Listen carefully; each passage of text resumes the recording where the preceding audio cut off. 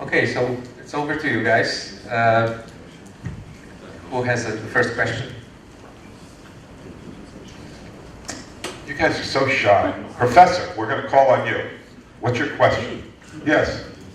Okay, so just quickly. He doesn't know this. He was just cold called. Yeah, so you work with many people and young people at the university. And Yeah. I know it's a little bit simplistic, but if you know a young person, somebody that wants to start up a new business, comes to you and you have a very short period of time to interact with him, like you know, what would you tell? What would be the most important advice to that person? Let me see if I have that slide here. That's pretty good. He had no time to prepare, and he just. So here's our model. All right, I'll give you 2 points to our model. Is we think our job is not to take the person who already knows they want to be an entrepreneur. We look at people who are interested in entrepreneurship. They want to learn about it, and we try to bring them into the fold to learn about entrepreneurship. So we think of what we do as a ramp going up like this, and.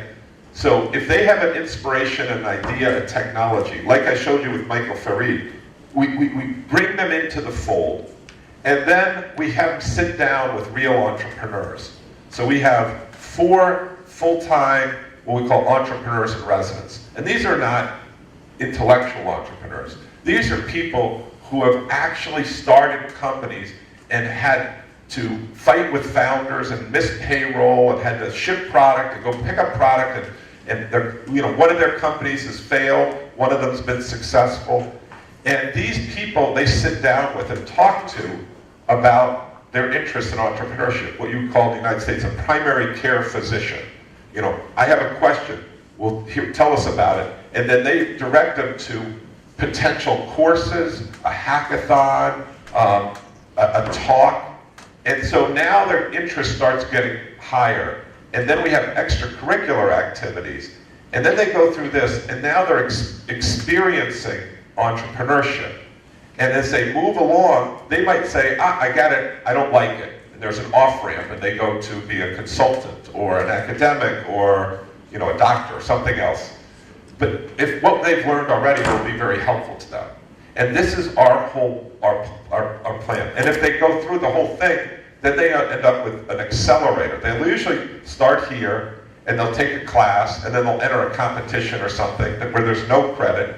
Then they'll circle back here and take another class, I like it. And they might do that 2 or 3 times. And if they do a really good job, they get into our summer accelerator, which is a fully immersive 90-day program. Like, your accelerator isn't fully immersive, is it? It's just weekends. Yeah, so we demand that they be fully immersed in it. And that's the capstone. And then at that point, that's what Michael went through. And then they've achieved, we call escape velocity. We then push them out of our place. Like kids, we push them out of the house, and then we start all over again with the next group of people. And let me just show you one other thing, is what's important that we do at our center is we start with getting the heart, giving them the spirit. Yes, you can be an entrepreneur. We talk about it's more fun to be a pirate than to join the Navy. Try to do something different.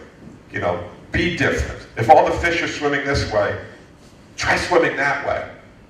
Have some fun. You're here. Be a pirate. So that's where it starts. But then you have to have the knowledge about what to do to be a good entrepreneur. And then you have to implement it as well. So we talk about the 4 H's, the heart, the head, and the hands. It's not enough to know it, you have to be able to do it. And the 4th H is the one that I didn't understand at the beginning, and that's this one, home. We build a community of other entrepreneurs so that they can talk to them, so they don't feel like I'm a failure.